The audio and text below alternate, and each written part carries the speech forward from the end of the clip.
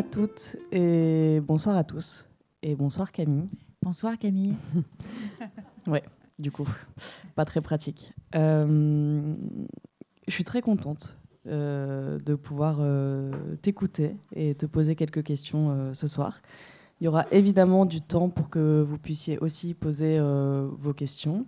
Donc on va essayer de faire 40 minutes de discussion entre nous, entre guillemets, et puis laisser au moins 20 minutes pour vos réactions, questions, commentaires, etc.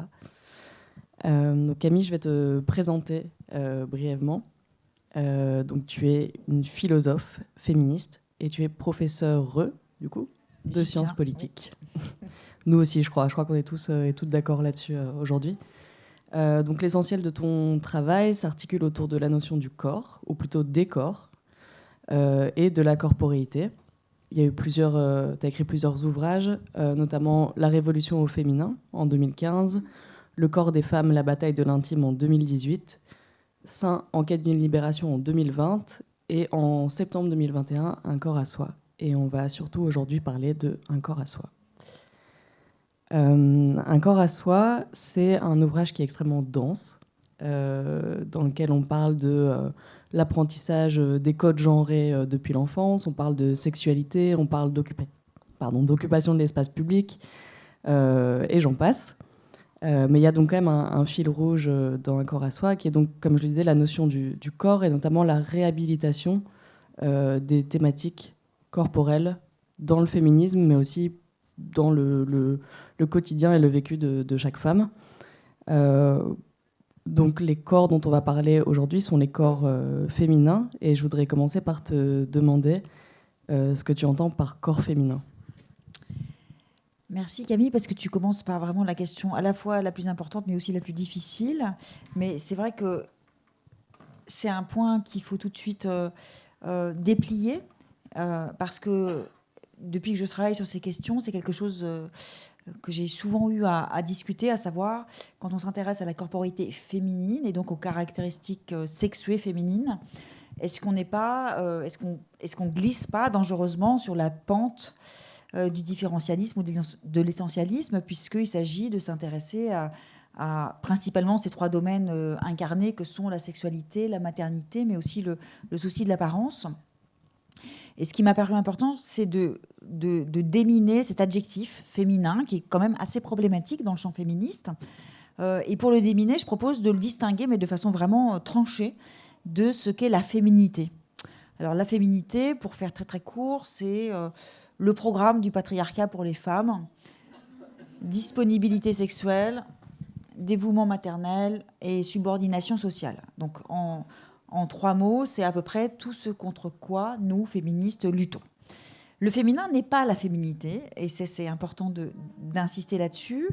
Mais pour autant, c'est pas non plus quelque chose qui renverrait, par exemple, au fait de posséder les organes adéquats, vagin, clitoris, sein, ni même d'éprouver les processus physiologiques soi-disant, enfin spécifiquement féminins, de règles, maternité, ménopause. Autrement dit, le féminin ne renvoie pas à une condition naturelle, mais il ne renvoie pas non plus de façon exclusive, en tout cas, à une condition culturelle, c'est-à-dire qu'il n'est pas non plus assimilable à, disons, à ce qu'on appelle aujourd'hui le genre féminin et tout ce qui l'accompagne en termes de construction sociale des stéréotypes féminins. C'est ni un phénomène naturel, ni une réalité culturelle, c'est quelque chose qui renvoie... Alors voilà, ma proposition, parce que c'est une proposition dans le champ de la pensée féministe, c'est de définir le féminin comme un rapport à soi, aux autres et au monde, nécessairement incarné. Pour le dire dans l'autre sens, je crois qu'on peut dire que les femmes sont leur corps, qu'elles ne peuvent pas faire comme si elles n'étaient pas leur corps, quand les hommes peuvent tout à fait vivre comme s'ils n'avaient pas de corps, ou en tout cas comme soit l'oublier, soit le dénier. Mais ce qui est certain, c'est que le fait pour les femmes d'être leur corps produit des discriminations et des violences quotidiennes qui expliquent que nulle femme ne peut vivre indépendamment de cette nécessaire incarnation. Quand, pour les hommes, il est tout à fait possible de cheminer et d'avancer dans la vie de façon quasiment désincarnée. Je veux dire par là que, évidemment, que le corps peut revêtir une certaine importance pour les hommes. Certains s'en occupent de façon assez intense, mais pour autant, le fait d'être un corps masculin ne produit pas pour eux ni de discrimination ni de violence, en mettant de côté des cas spécifiques d'hommes handicapés ou ayant eux-mêmes subi des agressions sexuelles, etc. Donc le féminin, c'est cette, on va dire, nécessaire incarnation, sans laquelle les femmes, en fait, ne peuvent pas se concevoir. Tu supprimes aussi assez rapidement, quand tu écris ton livre, la binarité entre le corps et l'esprit, en expliquant qu'en fait, les deux sont de toute façon liés et que tout passe par le corps et l'expérience vécue, l'expérience incarnée, comme tu en parles. Oui, ça renvoie à donc, la phénoménologie, qui est un courant de la philosophie du début du XXe siècle. Je mets ma casquette de prof, là. Mais parce que c'est important, parce que c'est finalement... Enfin, en tout cas, moi, dans mon parcours, quand j'ai découvert cette proposition-là, sous la plume de Beauvoir, mais surtout sous la plume d'une philosophe américaine dont on aura l'occasion, je pense, de parler tout à l'heure, ça a été vraiment une épiphanie intellectuelle. C'est-à-dire que la phénoménologie, c'est le courant de la philosophie qui considère, à rebours de siècles de dualisme cartésien corps-esprit, que le sujet pensant, il est toujours incarné et situé. Il est incarné parce qu'en fait, le corps, c'est pas simplement le véhicule de notre rapport aux choses, mais en fait, on s'aperçoit que la pensée ne peut être produite que d'un sujet qui est incarné. Pour autant, les pères fondateurs, donc Husserl en Allemagne et Merleau-Ponty en France, très curieusement, mais finalement c'est peut-être pas si curieux que ça, écrivent des centaines de pages sur donc cette incontournable incarnation de la pensée, sans jamais considérer un seul instant que l'incarnation en question puisse être sexuée. C'est-à-dire que c'est un corps générique, mais en fait un corps mâle, masculin. Et en fait, on doit à Simone de Beauvoir d'avoir introduit la sexuation dans cette histoire.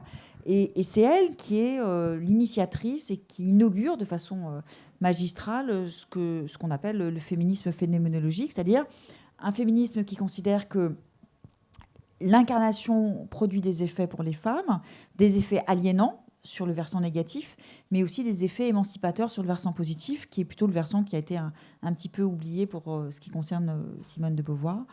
Et donc, c'est dans cette continuité intellectuelle que je me situe, c'est-à-dire considérer la corporité féminine pour ce qu'elle est, c'est-à-dire le lieu par excellence de la domination masculine, mais pour ce qu'elle doit devenir aussi, c'est-à-dire le vecteur aussi privilégié de la libération des femmes.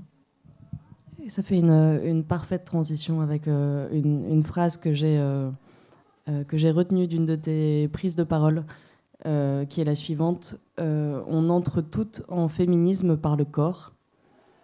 Une phrase que j'ai trouvée assez marquante parce que ça m'a poussée moi aussi à me dire ah oui, moi c'était quand en fait l'entrée en féminisme, et effectivement ça passait aussi par là. Et du coup je voudrais bien que tu nous racontes un petit peu ton entrée en féminisme. Oui, c'est une réflexion que j'ai été amenée à faire, disons, a posteriori, hein, parce que dans le moment où je l'ai vécu, j'étais pas dans la conscience de cette dimension, mais ce qui s'est passé pour ce qui me concerne, en l'occurrence, n'était pas quelque chose de, disons, traumatique. C'était douloureux, mais pas traumatique comme peuvent l'être certains événements par lesquels certaines femmes entrent en féminisme. Et je pense évidemment aux agressions sexuelles. En l'occurrence, pour ce qui me concerne, les hasards de la vie ont fait que j'ai eu mon premier enfant exactement au moment où j'ai eu mon premier poste à l'université. C'est-à-dire que j'ai été auditionnée pour ce poste, j'étais enceinte de 7 mois. Et d'ailleurs, ça s'est super bien passé. Je me disais, oh, ils sont trop gentils, ils se sont dit, cette jeune femme avec son gros ventre, on va pas l'embêter. Mais non, en fait, ils étaient gentils parce que ça se passait bien. Et que, bref. Donc du coup, j'ai été recrutée et j'ai commencé mes cours. Mon fils avait quelques semaines. Et je me souviens très bien vraiment de l'expérience vécue, incarnée, qui était la mienne à l'époque. C'est-à-dire... d'un bras, je le tenais pour l'allaiter, et de l'autre main, je tapais mes cours dans un espèce de vertige qui, pour être très honnête, n'était pas agréable, enfin, qui était quelque chose à la fois de bouleversant et un peu de douloureux, alors même qu'autour de moi, on trouvait absolument merveilleux que tout m'arrive en même temps. Et surtout, j'avais le sentiment qu'on me demandait, alors le on, c'est voilà, le on social, me demandait d'éprouver et de vivre cette condition duale, sociale et intime, en, disons, en l'assumant, c'est-à-dire en laissant de côté tout ce qui pouvait être compliqué, tout ce qui pouvait être une sorte de contradiction aussi par rapport à certaines aspirations. Autrement dit, j'ai pris conscience de façon très, très, très, très intime, très, très individuelle, de la condition qui est celle des femmes occidentales aujourd'hui, qui doivent à la fois assumer leur être social, le fait qu'elles sont des individus comme les autres, des sujets de droit pleinement légitimes dans la sphère sociale et professionnelle, mais qu'elles continuent, et c'est là que ça devient compliqué et problématique, d'être les individus incarnés, assignés à la sphère domestique qu'elles sont depuis à peu près l'aube des temps.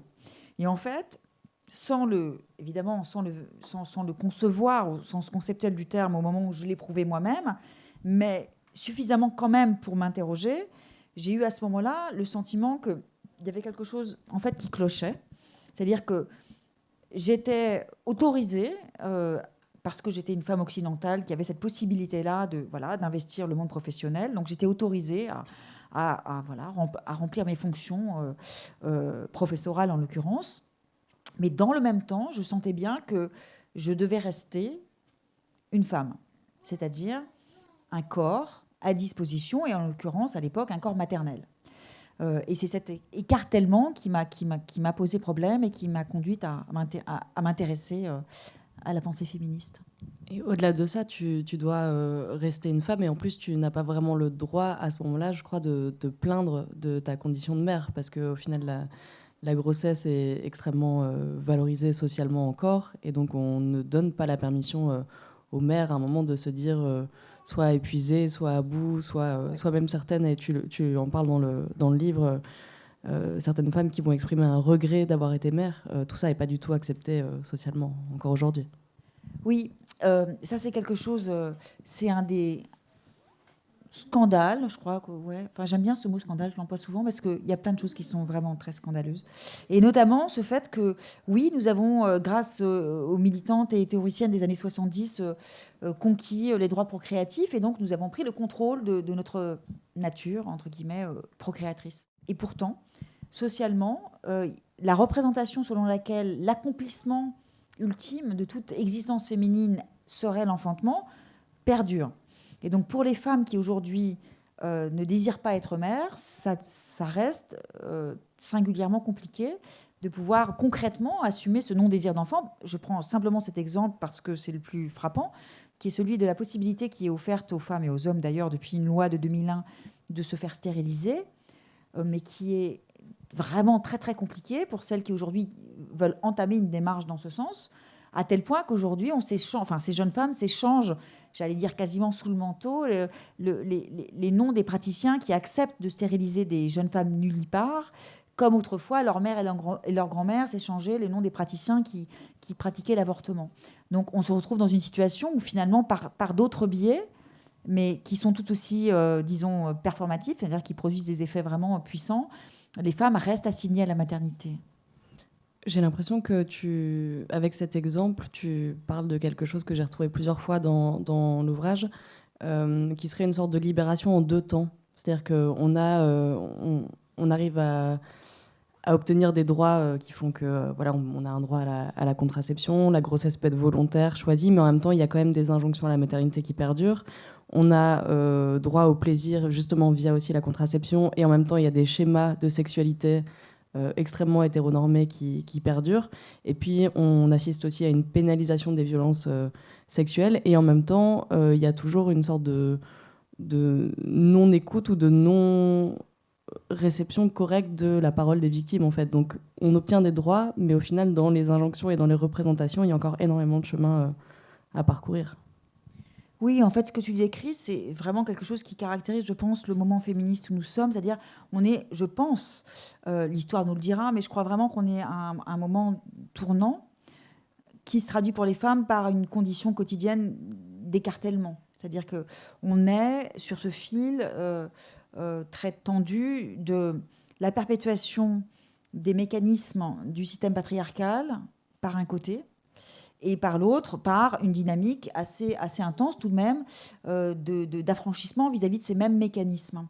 Et pour les générations comme la tienne, notamment, je trouve que c'est vraiment, je pense que vous éprouvez, j'allais dire dans votre chair, chaque jour, cet écartèlement. il faut, d'une certaine façon, le repérer, l'accepter, c'est-à-dire que 50 ans seulement nous séparent du moment où nous avons pris le contrôle de nos corps procréateurs, et donc les conséquences qui découlent de cette... parce qu'il faut... prenons la mesure de ce que ça représente à l'échelle de l'histoire de l'humanité, de pouvoir enfin s'extirper de ce carcan maternel qui, depuis l'aube des temps, les femmes sont définies par leurs 2 fonctions sexuelles et maternelles, et donc cet enfermement dans leur corps objectivé et aliéné, c'est ce qui constitue, alors à travers toute l'histoire, mais jusqu'à aujourd'hui y compris, l'argument indépassable jusqu'à présent qui permet de continuer, de les définir à l'aune de ces fonctions. Dans les années 70, on a un premier moment intense et efficace de débranlement de ce socle, puisque sur le versant maternel, on a la conquête des droits procréatifs, et sur le versant sexuel, on a un premier moment de libération, assez vite recouvert, mais néanmoins, quand même, il se passe quelque chose qui s'enclenche d'assez décisif, parce que c'est, une fois encore, le socle. Et puis, tout ça disparaît, mais je crois que j'anticipe un petit peu sur peut-être ce que tu voulais me... Tu peux continuer ta pensée sans problème. Et donc, on a quelques décennies, en fait, durant lesquelles ces questions sexuelles et maternelles et plus largement corporelles sont recouvertes et disparaissent d'une certaine façon, en tout cas sont laissées de côté dans le champ féministe lui-même, jusqu'à ce qu'on les réinvestisse aujourd'hui. Et donc, ce dont on s'aperçoit, c'est finalement que dans nos sociétés soi-disant émancipées, il était resté un domaine dans la vie des femmes qui avait en quelque sorte échappé à la prise féministe, qui était ce domaine de la vie intime et sexuelle, et que finalement, enfin moi c'est l'interprétation que je propose, j'ai un peu l'impression que l'émancipation sociale et professionnelle qui a été celle des femmes durant ces quelques décennies qui nous séparent des années 70, elle a pu se déployer à la condition que les femmes restent bien toujours des femmes, c'est-à-dire des corps disponibles. Ce tournant dont tu parles, tu le places plus ou moins aux alentours des années 2010 et jusqu'à maintenant. Tu l'as appelé le tournant génital du féminisme, et aussi la bataille de l'intime.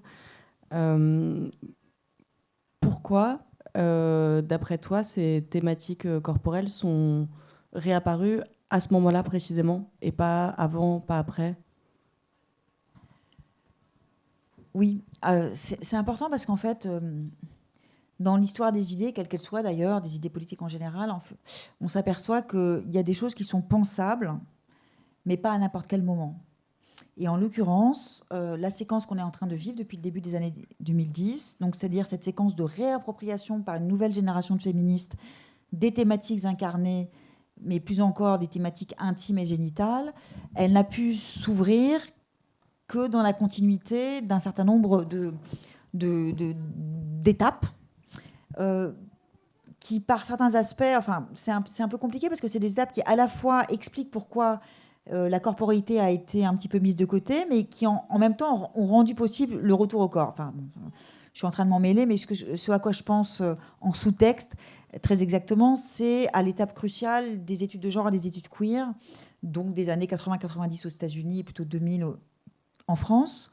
C'est ce moment où, dans la pensée féministe, on se saisit du cadre de la binarité féminin-masculin pour en montrer la dimension artificielle, c'est-à-dire le fait que les rôles féminins et les rôles masculins sont construits historiquement et socialement, et que donc s'ils sont construits, c'est qu'on peut les déconstruire. Et en fait, ce qui est visé là, c'est la conséquence du socle que j'évoquais tout à l'heure. Le socle, c'est l'objectivation corporelle, c'est-à-dire la définition des femmes comme des corps-objets. Et la conséquence de cette définition, de ce socle patriarcal, c'est une organisation du monde selon un principe de hiérarchisation sexuée qui distingue une sphère privée féminine inférieure et une sphère publique masculine supérieure. Je schématise, mais c'est un petit peu l'idée.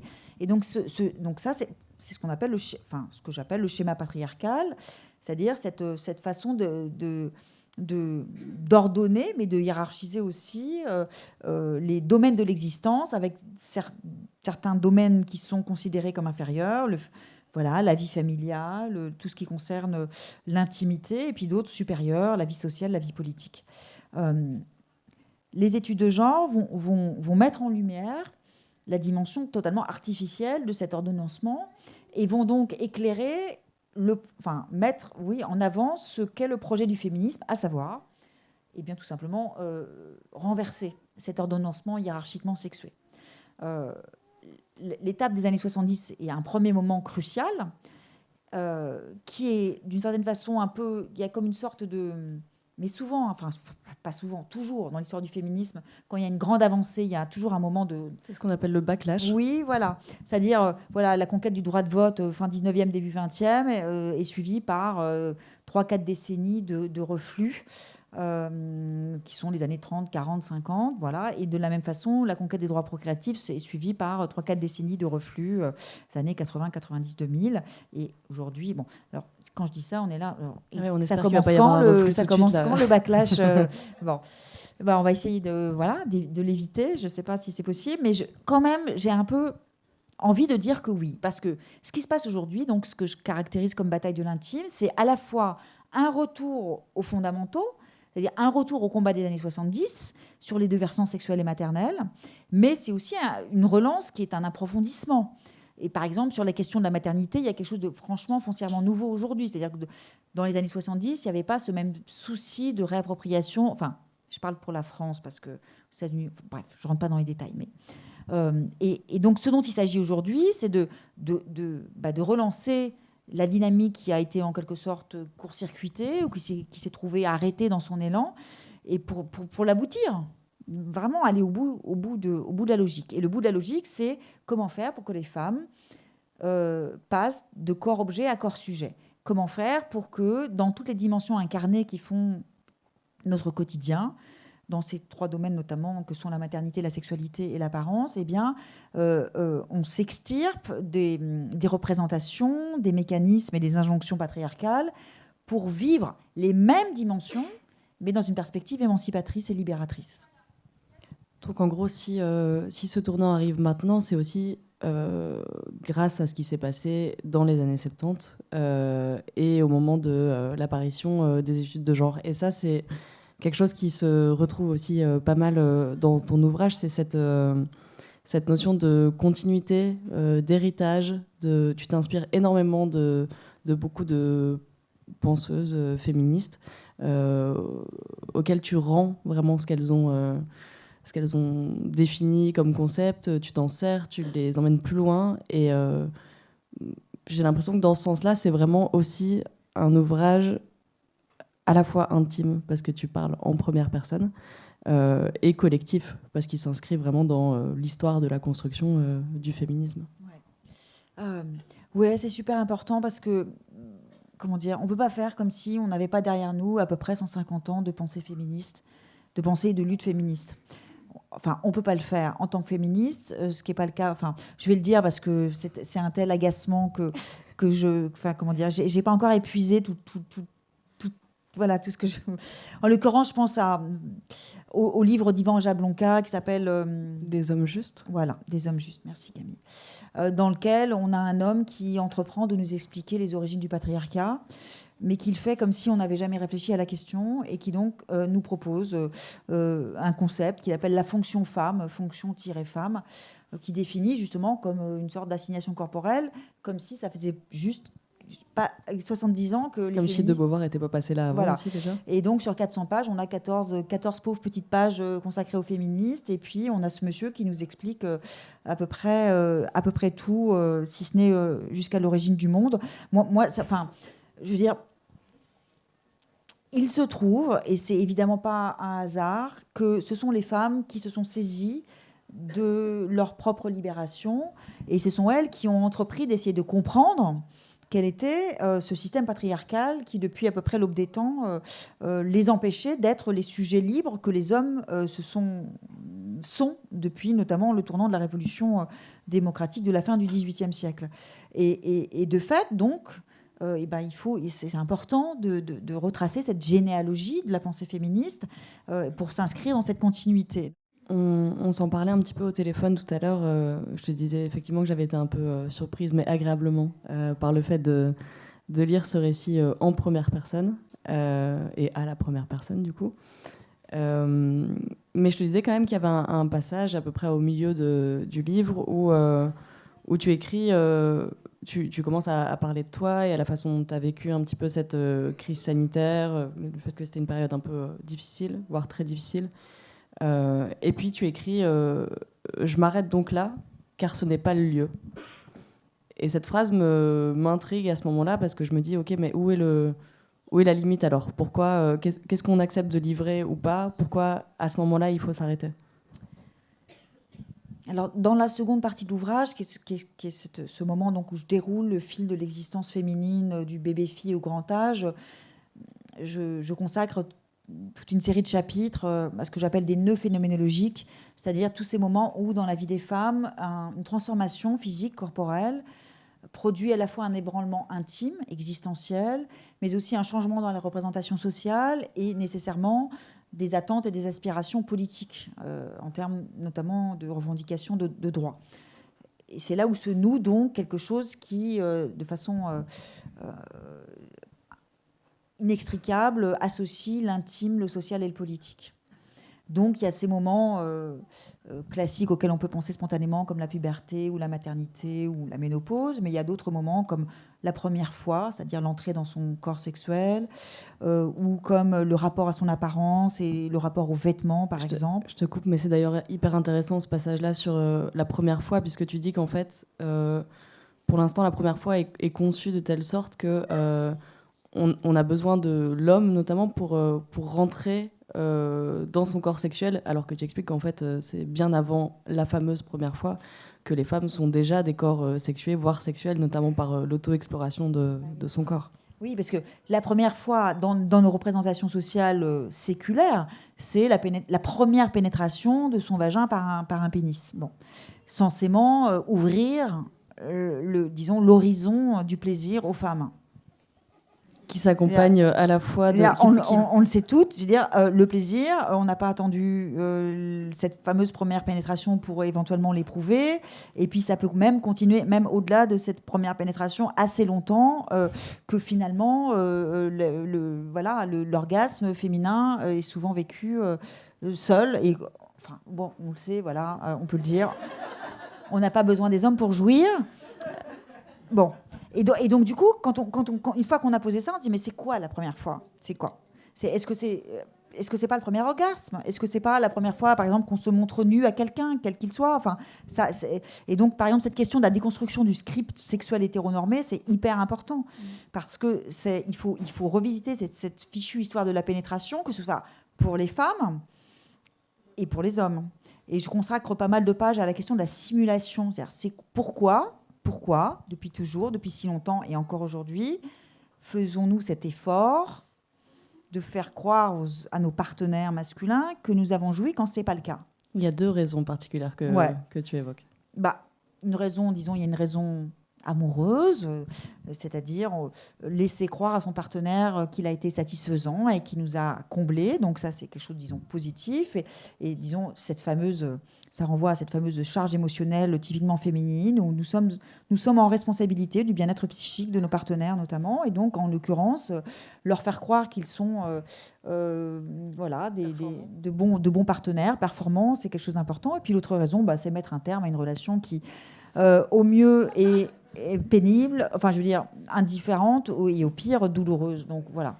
Mais d'un point de vue phénoménologique, enfin imaginez 2 secondes qu'on décide toutes les femmes d'arrêter de simuler.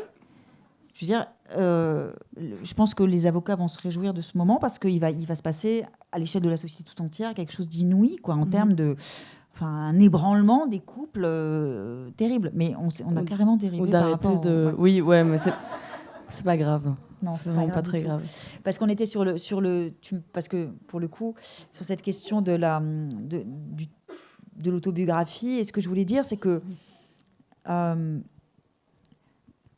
je déroule le fil de l'existence des femmes, il y a évidemment pas mal de ces expériences vécues que j'ai moi-même éprouvées et qui m'importe de restituer. Par exemple, c'est aujourd'hui devenu un peu plus connu, mais l'expérience de la fausse couche, qui est une expérience très commune, que vivent pratiquement une femme sur 4 à peu près, etc.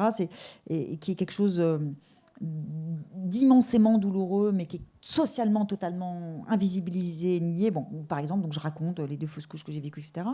Et puis il se trouve aussi que dans le processus de l'écriture même, et dans les circonstances qui étaient celles à la fois du confinement, mais aussi des vagues et des résonances de MeToo déclinées en MeToo gay et en MeToo inceste, il y a des choses de mon histoire personnelle qui ont été exhumées sans même que je l'ai anticipé, c'est-à-dire que j'ai été en quelque sorte submergée par ces choses qui sont revenues, des souvenirs et puis des choses. Bon. Et j'ai été ébranlée dans le moment de l'écriture et dans ce passage. Je le dis, je me souviens très bien du moment où je l'écris. J'écris ces mots, évidemment. C'était difficile de le dire sans être émue, mais j'écrivais et je pleurais. C'est-à-dire que je ne pouvais pas faire autrement que d'éprouver ce que j'étais en train d'écrire.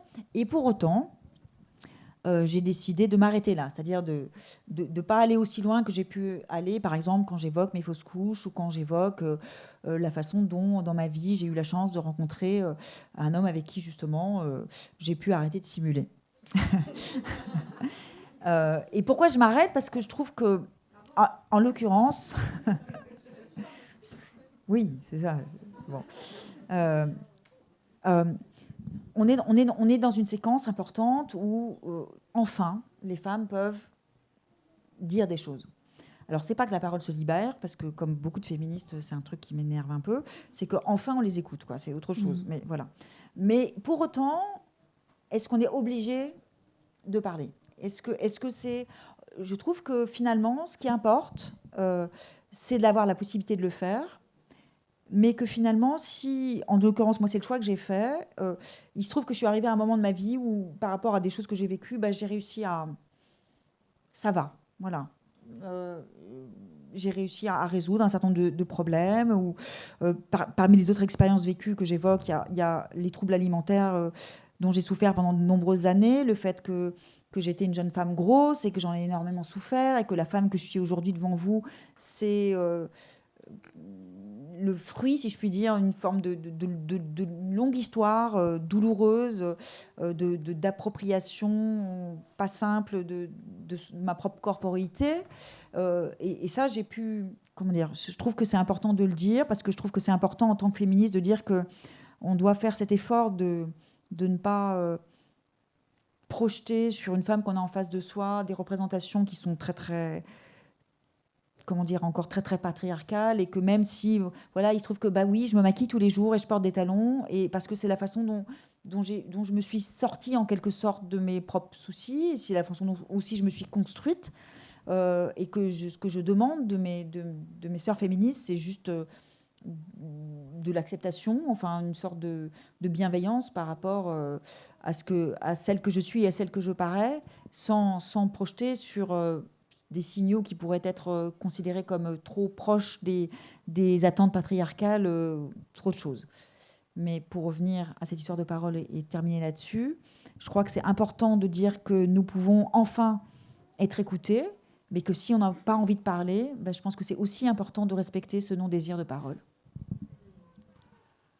C'est effectivement très vaste, et en même temps tu es quand même retombé exactement c'était super.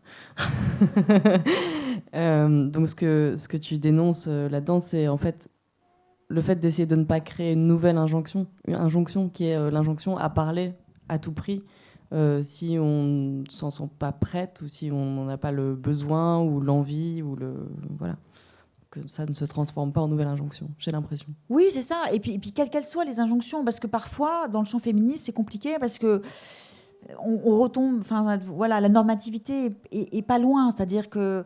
Moi, je trouve que c'est problématique de postuler qu'il y aurait, disons, des façons féministement correctes de paraître, par exemple, ou des façons féministement correctes pour ce qui concerne la vie sexuelle aussi, enfin, etc. Enfin, et du coup... Je te tends une perche, tu la vois, la perche sur le lesbianisme politique, c'est ça. Ouais. Et la question de comment on fait quand on est féministe et hétéro, en l'occurrence, c'est mon cas, par exemple. C'est-à-dire que je peux embrayer sur le lesbianisme politique. Une bonne féministe et être hétéro quand même. C'est le sujet de pas mal de d'ouvrages qui sont sortis aussi récemment. Il y a eu Le cœur sur la table, il y a Bell Hooks avec La volonté de changer, il y a Mona Chollet qui a écrit Retrouver l'amour. Tous des magnifiques livres que vous retrouverez d'ailleurs dans la librairie Tulitu. Retrouver l'amour? Non, ça s'appelle Réinventer l'amour, pardon. Ah oui, non, ça c'est bon. Mais oui, vas-y, embraye, je t'en prie. C'est-à-dire que sur le papier, la proposition de sortir de l'hétérosexualité, de faire le choix du lesbianisme, je veux dire, il n'y a pas plus pertinent ni plus efficace pour s'extirper des discriminations et des violences associées au fait d'être son corps féminin. Mon souci, c'est que, d'une part, je trouve que cette proposition ne concerne qu'une minorité de femmes et même des femmes qui doivent avoir d'une certaine façon les ressources pour vivre ce processus. Les ressources intellectuelles pour penser cette sortie de l'hétérosexualité, les ressources économiques aussi, dire vivre sans les hommes pour certaines femmes, enfin dire c'est pas simple. Et puis par ailleurs, ce qui m'intéresse, c'est aussi d'essayer d'imaginer un monde où on puisse continuer de vivre avec les hommes, continuer d'avoir envie de faire l'amour avec eux et en même temps être féministe et pourquoi pas essayer par exemple, d'inventer qu'est-ce que serait une famille féministe ou une parentalité féministe. Et donc, inclure les hommes dans cette perspective. Alors, je sais que c'est vraiment, là, je touche un truc... C'est la conclusion de ton ouvrage où tu appelles les hommes à s'investir, en fait, et en même temps, tu dis que tu as envie, toi, qu'ils fassent partie de ton projet féministe, tout en disant qu'en fait, c'est la première fois où ils ne peuvent plus faire comme si le féminisme n'existait pas. Oui, enfin, c'est comme ça qu'ils ont fait, en tout cas, pendant longtemps. Mais là, il se trouve qu'on parle d'intimité, de vie sexuelle, de violence sexiste et sexuelle. Autrement dit, on parle d'eux. Et donc, il me semble que on est dans un moment de frontalité féministe que les hommes ne semblent plus pouvoir esquiver. En revanche, j'ai un petit souci avec cette idée d'allier, parce que l'idée, pour moi, c'est pas ça. C'est-à-dire que ce qu'on attend des hommes, c'est pas qu'ils nous soutiennent, ni qu'ils nous accompagnent. Une fois encore, pour ça, comme pour plein d'autres choses, on n'a pas besoin d'eux. Mais en revanche, qu'ils fassent l'effort de s'investir pour imaginer des outils inventés par eux, s'adressant aux hommes pour nous épargner cette charge, déjà, encore une autre, de la pédagogie féministe qu'on est obligé, quand on est féministe, de faire quasiment tous les jours auprès de notre entourage, voilà, nos fils, nos compagnons, nos pères, nos copains, etc. C'est énorme. C'est-à-dire que, en fait, ce que j'attends d'eux, c'est pas un appel, parce que ils n'ont pas... Mais c'est quelque chose qui a à voir avec une prise de conscience, d'abord, de leur propre responsabilité dans la perpétuation des mécanismes patriarcaux. Et une fois cette prise de conscience, ce qui doit en découler nécessairement, c'est comment faire, en tant qu'homme, pour contribuer à la dynamique féministe en cours. Alors, non pas en venant s'agréger à des choses qui existent déjà et qui sont portées par des femmes, mais en inventant, d'une certaine façon, un féminisme masculin, je ne sais pas comment l'appeler, mais en tout cas des outils. Alors, je peux en citer quelques-uns parce qu'il en existe. Il y a des hommes qui ont, par exemple, réfléchi, comme Martin Page, à cette question de comment se déporter vis-à-vis de son livre qui s'appelle Au-delà de la Au-delà de la pénétration. Oui, c'est ça, Au-delà de la pénétration, ou l'ouvrage de Thomas Messias plus récemment, Sortir de la meute. Non. Est-ce qu'il est déjà sorti? Donc Thomas Messias qui fait aussi le podcast Mansplaining. Oui, il est sorti. Ariane, c'est ça, Sortir de la meute? Voilà. À l'écart de la meute? Peut-être. Sur l'amitié, sur les bandes de potes, etc. Et comment, bon. Je pense aussi à un roman graphique qui vient de sortir. J'en ai écrit la préface, donc je le dis pour moi. Mais c'est très chouette, qui s'appelle Les Contraceptés. C'est deux journalistes qui sont trentenaires et qui ont pris conscience du fait que la charge contraceptive, c'était un truc auquel ils n'avaient jamais pensé, qui reposait sur les épaules de leur compagne. Ils ont décidé de se contracepter. Et donc, ils disaient, comment faire pour se contracepter? Ils se sont aperçus que c'était hyper compliqué et ils ont fait une très longue enquête historique, une histoire de la contraception masculine, où on s'aperçoit au passage qu'il y a eu un moment, une petite ouverture au début des années 80, finalement qui s'est vite refermée, etc. Et puis je vais citer, une petite page publicitaire aussi, mais parce que c'était un projet qui me tenait vraiment beaucoup à cœur, le documentaire qui s'appelle Les Mâles du siècle, dont j'ai été la conseillère scientifique, et le réalisateur, c'est mon mari, donc voilà, c'est comme ça que ça se passe. Et c'est une enquête qu'on a menée auprès d'une trentaine d'hommes de 18 à 90 ans. sur les effets ou l'éventuelle imprégnation féministe des différents combats, en faisant en sorte de jamais prononcer le mot qui fâche, en l'occurrence féminisme. Et moi, je m'imaginais un peu naïvement qu'on allait repérer une sorte de tournant générationnel, c'est-à-dire que je croyais, moi, que la génération des trentenaires, des hommes qui ont dans la trentaine aujourd'hui, c'est la génération qui allait être, disons, un peu... bon. Comme le dit l'un d'entre eux dans le film. Non. Enfin, ils ont compris qu'il y avait un truc, ça c'est sûr. Mais comme le dit l'un d'entre eux, ils sont encore dans l'effort. Bon. En revanche, les plus jeunes...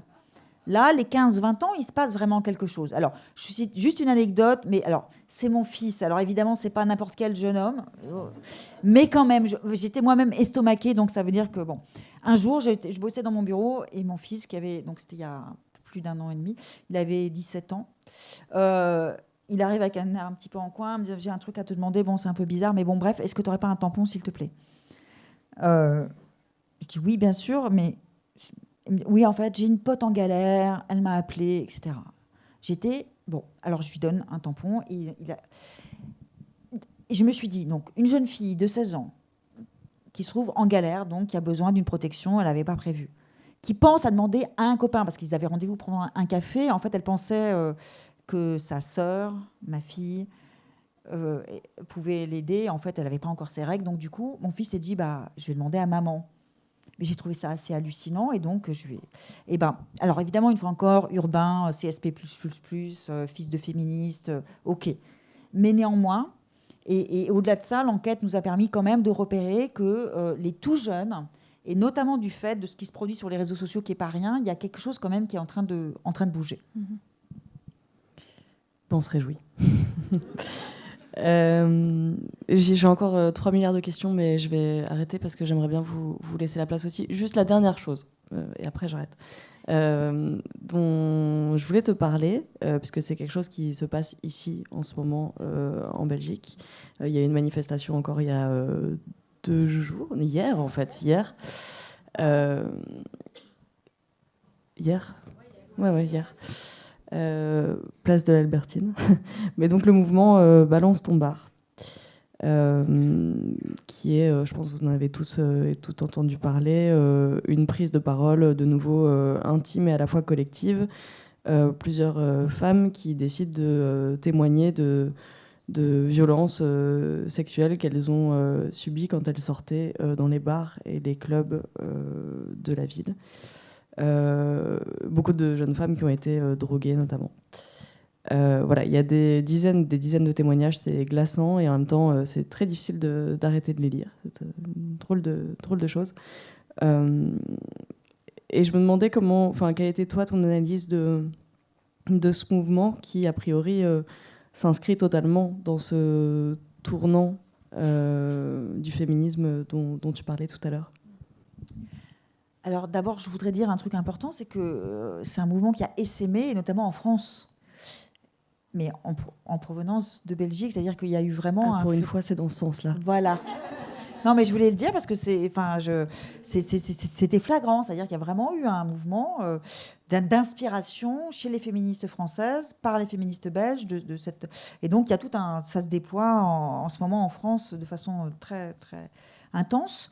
Je trouve que c'est un super exemple de ce qu'est cette bataille de l'intime, c'est-à-dire que ça pourrait paraître comme une espèce de micro-combat. Voilà, on en a marre du harcèlement dans les bars et les clubs, et surtout on n'en peut plus de ces situations extrêmement violentes dans lesquelles, à l'aide de substances diverses et variées, parce qu'on a beaucoup parlé du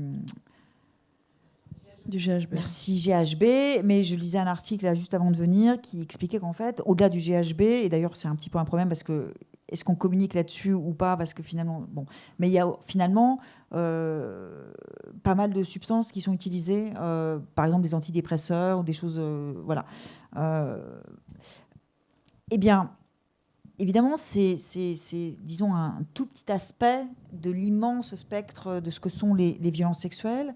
Mais c'est l'illustration, mais vraiment idéale, typique de ce que c'est que cette condition d'objectivation et d'aliénation corporelle. C'est-à-dire que c'est vraiment qu'est-ce qu'il y a de plus aliénant et révoltant que d'être agressé sexuellement après avoir été, en quelque sorte, pour le coup, littéralement dépossédé de son propre corps, puisque grâce à une substance, enfin grâce à cause d'une substance chimique ingérée malgré soi, c'est-à-dire sans l'avoir souhaité, on est littéralement privé de tout contrôle sur son propre corps, lequel devient l'objet que le patriarcat veut qu'il soit. Oui, merci. Moi, j'ai lu votre livre avec vraiment beaucoup d'intérêt, mais je voudrais exprimer une frustration qui est peut-être due à mon âge.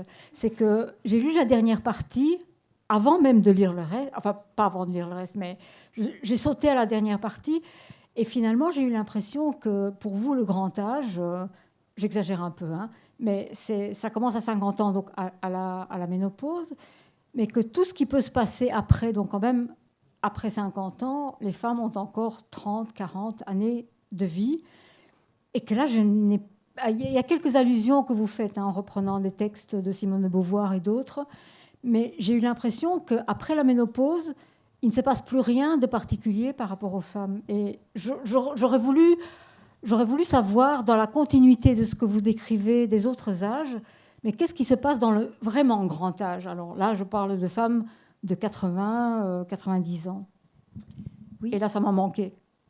Oui, je comprends. Alors, si je me souviens bien de ce que j'ai écrit, j'aborde cette question, enfin, ce qui se joue avec l'entrée dans cette longue phase, comme vous le dites, effectivement, qui représente un tiers de la vie d'une femme, c'est quelque chose qui a à voir non pas tant avec le fait d'une forme de perte de la désirabilité. C'est pas le sujet finalement, même si socialement c'est important, hein, le fait que, comme le disent, enfin bref, je vais pas revenir sur les propos parfois aberrants de certains messieurs sur la non-désirabilité des femmes passées ce cap de la cinquantaine, mais c'est quelque chose qui a à voir avec tout d'un coup une forme d'interdit qui tombe sur les femmes, qui les prive à 50 ans et pour toujours, enfin pour les 30 années qui leur restent, de leur être de désir. C'est-à-dire que c'est pas tellement qu'on n'est plus désirable aux yeux de la société, je dis on parce que vu que j'ai passé le cap fatal, voilà, je m'inclus, c'est pas tellement qu'on n'est plus désirable aux yeux de la société, c'est qu'on n'est plus autorisé à désirer. Et notamment, et de plus autorisé non plus à aimer et à jouir et à avoir une vie pleinement épanouie de ce point de vue-là. Et il me semble que j'ai un petit passage quand même où je dis que non seulement c'est plus pensable, mais que ça devient même de l'ordre du tabou absolu, c'est-à-dire vraiment de ce qui devient... Voilà, la sexualité de la quinquagénaire, elle passe encore, mais alors la sexagénaire, ça devient dégoûtant, la septuagénaire, ça devient proprement répugnant, et puis l'octogénaire, c'est vraiment de l'ordre de la presque, je sais pas, aidez-moi à trouver un adjectif encore plus, mais... Du scandale, t'aimes bien le mot scandale. Voilà. Et par ailleurs, il me semble aussi, mais vous faites bien parce que c'est vraiment un sujet. Et après, en vous écoutant, je me disais, bah oui, c'est force. Voilà, t'as 50 ans et en fait, t'es passé un peu en mode obsessionnel sur ce fichu tournant. Ouais, c'est peut-être ce truc de l'expérience vécue aussi. Oui, c'est vrai. Parce que tu dis que tu parles en première personne. Mais, voilà. Après, comme j'ai ce souci de donner la parole aux femmes concernées, je me souviens notamment que dans mon livre sur les seins, qui s'appelle « Seins en quête d'une libération ». Donc j'ai fait une enquête auprès d'une quarantaine de femmes, enfin de filles et de femmes, puisque la plus jeune a 7 ans et la plus âgée 76. Mais je n'ai pas pu rencontrer de très vieilles femmes. Or, j'avais vraiment, je le souhaitais, mais ça n'a pas été possible. En revanche, j'ai rencontré une femme qui avait une trentaine d'années et qui avait travaillé dans une résidence d'EHPAD, donc une résidence pour personnes très âgées, et qui m'a livré un très beau récit sur le corps des très vieilles femmes. Et qui me disait qu'elle trouvait, donc puisqu'elle en prenait soin chaque jour, que c'était très beau, que tous ces plis, que toute cette douceur, ça c'est quelque chose aussi que j'aime bien rappeler parce qu'on l'oublie. C'est vrai que, en fait, quand on vieillit, la peau se modifie dans sa texture, dans sa nature, d'une certaine façon, et elle perd de l'élasticité, donc elle se relâche, donc il y a quelque chose qui a à voir avec la gravité, donc ce sentiment souvent exprimé en termes de relâchement, voire d'effondrement, où tout dégouline. Mais aussi, la peau devient très douce. Il y a un adoucissement Et je sais pas, vous avez, je sais pas, déjà caressé la main de votre grand-mère ou la joue. Enfin, en fait, il y a. Mais ça, les représentations positives qui sont associées au vieillissement et au grand âge, c'est quelque chose qui est quasiment jamais exprimé. Et ce qui me révolte, c'est vraiment ce double standard pour ce qui concerne la corporéité entre les corps masculins et les corps féminins. C'est-à-dire que rigoureusement, les mêmes caractéristiques physiques, cheveux gris ou blancs, rides et embonpoint. Bon. Quand c'est un corps masculin... c'est poivre et sel déjà. C'est poivre et sel. C'est mélioratif, c'est-à-dire l'homme qui prend de l'âge, il prend de l'expérience, il acquiert de la sagesse. L'homme fort, voire gros, il est rassurant, il est confortable, il est solide. Le même corps féminin, alors c'est plus poivre et sel, mais c'est, comme on pourrait dire, enfin voilà, les cheveux gris. C'est moins joli que poivre et sel. Et puis l'embonpoint ou les rides, c'est tout l'inverse. C'est-à-dire que c'est dépréciatif. Et donc, les représentations qui sont associées à la corporéité féminine vieillissante, c'est relâchement, même quasiment une forme de dégradation quasi morale. C'est-à-dire des femmes qui se laissent aller, qui ne sont pas capables de garder le contrôle, ce qui, au passage, nous permet aussi de repérer que les représentations sociales communes de la corporéité sont non seulement masculines, mais elles sont même viriles. C'est-à-dire que le corps idéal dans nos sociétés néolibérales, c'est un corps perfectible, c'est un corps performant, c'est un corps constant, c'est un corps excellent. Et c'est une aberration parce que tous les corps, qu'ils soient féminins ou masculins, c'est proprement l'inverse. C'est-à-dire que cette idée que nos corps pourraient toujours être mieux que ce qu'ils sont, cette idée que nos corps ne sont jamais défaillants, sont toujours puissants, c'est rigoureusement l'inverse de ce que nous vivons, comme la crise sanitaire nous l'a montré. Et donc, ce qui m'a vraiment sauté à l'esprit, c'est une drôle de formule, mais voilà, quand j'écrivais le livre, et donc au moment de cette crise sanitaire, c'est que finalement, la corporéité féminine, c'est un modèle de corporéité générique, c'est-à-dire, en fait, elle nous renvoie à ce que c'est que d'être humain, incarné dans ce que nos corps ont de changeant, de variable, de fluide et de vulnérable. Et c'est une condition qui est humaine, qui est commune, mais simplement qui ne correspond pas aux idéaux, notamment néolibéraux, puisque nous devons toujours le rapport au corps qui nous est imposé, c'est nos corps machines qui doivent être toujours dans la performance et la perfection, alors même que, évidemment, ce que nous vivons au quotidien, c'est à peu près tout l'inverse. Merci déjà pour... c'était super intéressant et donc j'ai acheté votre livre et je me réjouis vraiment de le lire. Et en fait, ça m'a assez frappée parce que vous parlez de plusieurs étapes dans la vie du corps féminin et j'ai l'impression qu'il y a une étape en fait qui est pas spécialement une étape mais qui est le cycle menstruel et dont on commence un peu à parler maintenant au niveau aux États-Unis. On commence à avoir ce nouveau secteur de Critical Menstrual Studies qui se développe et qui questionne un peu aussi ce regard qu'on peut avoir sur toute l'expérience de vie des femmes par rapport justement à ces menstruations. Et donc je me demandais si c'était quelque chose aussi auquel vous aviez déjà réfléchi, puisqu'on en parle souvent, voilà, on fait référence à la sexualité, à la maternité, en fait, il y a des personnes qui sont asexuelles, il y a des personnes qui n'ont pas d'enfants, et souvent, ces menstruations, il y a aussi des personnes qui ne les ont pas, mais c'est quand même quelque chose, le cycle menstruel, qui est aussi très présent, et donc, je me demandais un petit peu sur ça, si vous avez... Comment dire, c'est le point de départ de tout, cette question des règles des menstruations, puisque, en fait, la bataille de l'intime que je décris, qui s'ouvre au début des années 2010, elle s'ouvre par cette question-là. Donc aux États-Unis d'abord, et puis ensuite en France, c'est vraiment par les règles que les féministes d'aujourd'hui sont revenues au corps. Et c'est pas du tout anodin, bien évidemment, puisque c'est la caractéristique sexuée féminine par excellence, d'une certaine façon, et que c'est aussi ce qui nous oblige à nous confronter à cette question de la sexuation, féminisation, essentialisation, et qui nous permet aussi de réfléchir comment on peut à la fois repérer en quoi un phénomène corporel est emblématique de l'aliénation qui est la nôtre depuis toujours, mais aussi emblématique de la libération que nous essayons de mener.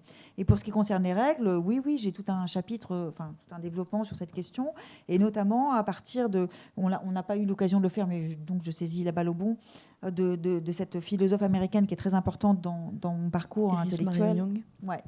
Iris Marion Young, donc est une philosophe qui écrit à la fin du XXe et au début du XXIe siècle. Elle est morte en 2006 de façon prématurée, et qui a écrit un très très beau texte sur les règles qui s'appelle Menstrual Meditation, et qui propose de réévaluer en quelque sorte l'expérience mensuelle des règles comme le moment d'une possible méditation.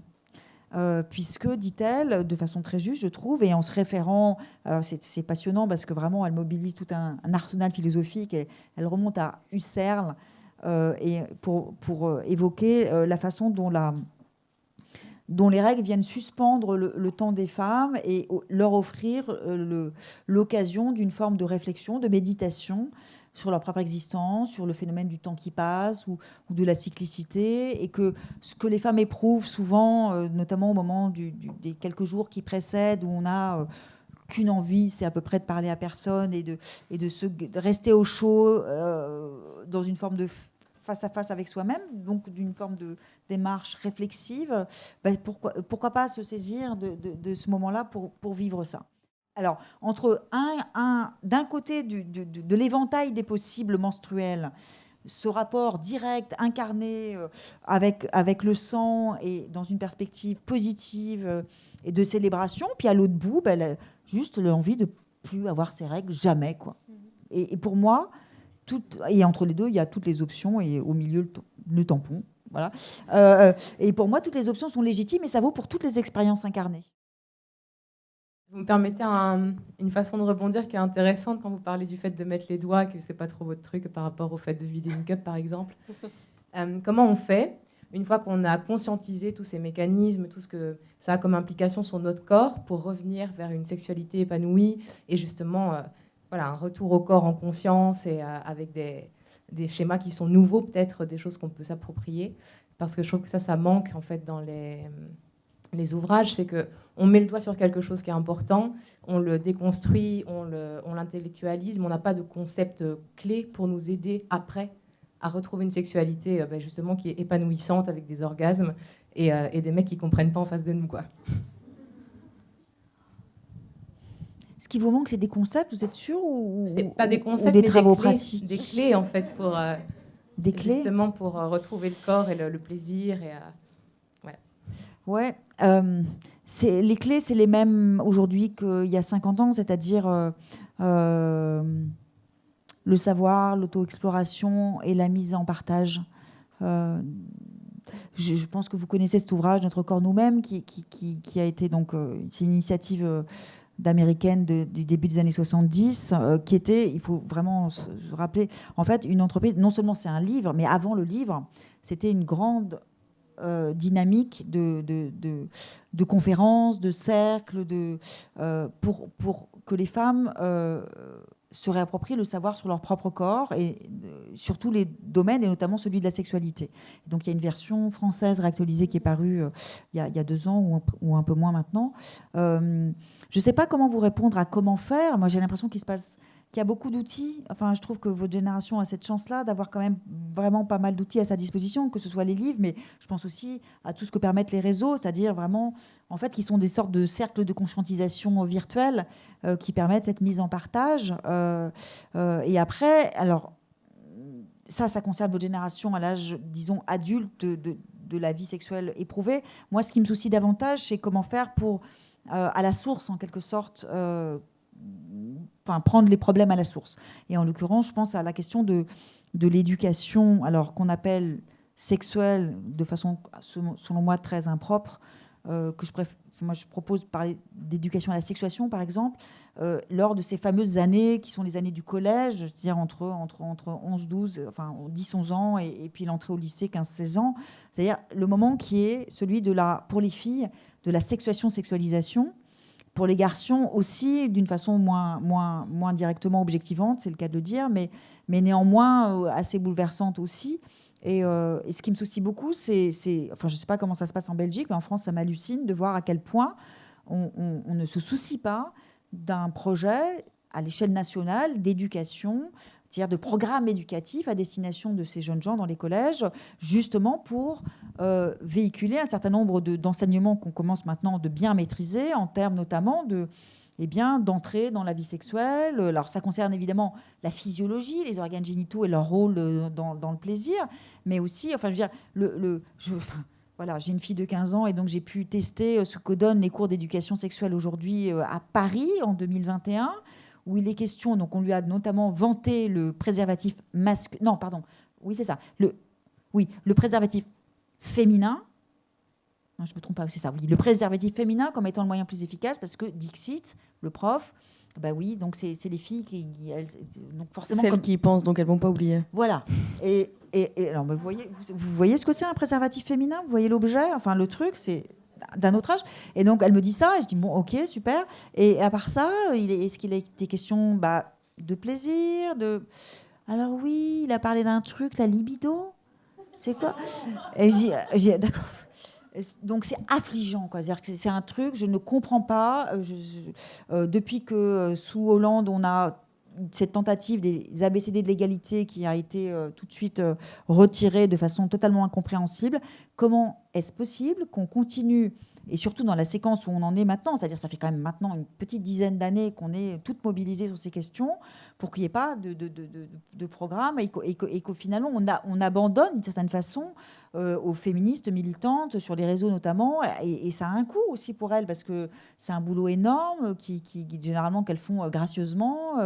Enfin bon, il y a quelque chose qui se passe là où en fait, ce qui est important, et en France spécifiquement puisqu'on est à l'aube, comme si c'était enfin bref, d'une élection présidentielle dont, enfin, je dis ça parce que vraiment on a tous très très peur de ce qui va se passer, mais c'est le moment aussi de comprendre. Je ne sais pas si vous avez eu écho ici de l'importance de la candidature de Sandrine Rousseau pour les primaires d'Europe Écologie Les Verts, et qui était importante parce que c'était une candidature écolo, mais féministe aussi. Bon, moi, je faisais partie de son comité de soutien, mais je le faisais aussi parce que je considère que, comme je disais tout à l'heure, le féminisme est politique et c'est vraiment un projet de transformation globale de la société.